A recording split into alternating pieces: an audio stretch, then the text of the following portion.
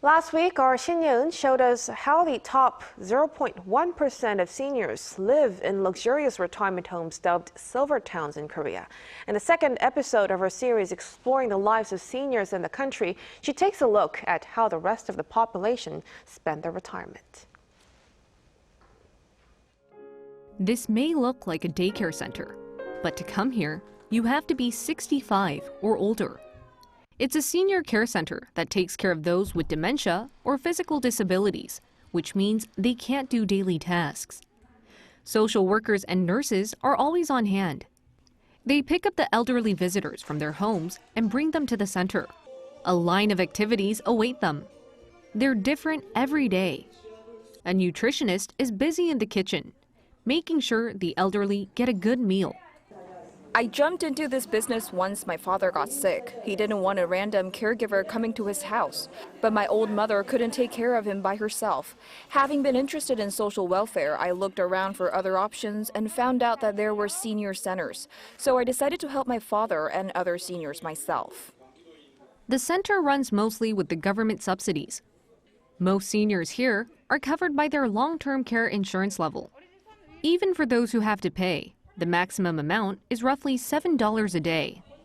These centers help take the burden off seniors' regular caretakers, which are usually their kids. Before I came to this center, my son called me 10 times a day because he was worried whether I was doing okay. I had suffered from a hip injury and was rehabilitating at home.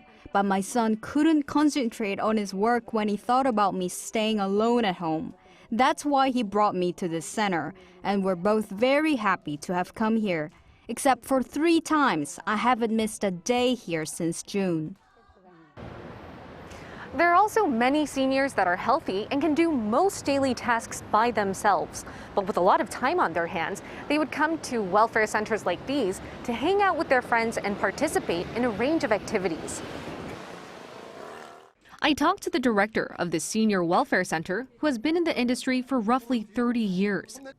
He has seen for himself the progress made in improving welfare services for the elderly. Back in the 90s, people didn't know what a social worker was. There weren't a lot of care facilities or welfare policies for the elderly. But now we're seeing the country run welfare centers like these. They've invested more money to hire more social workers. They do regular checkups and improve programs provided at these centers. As Korea's elderly population increases, the country will need a lot more of these welfare centers and programs from both the public and private sectors. Shin Ye-eun, Arirang News.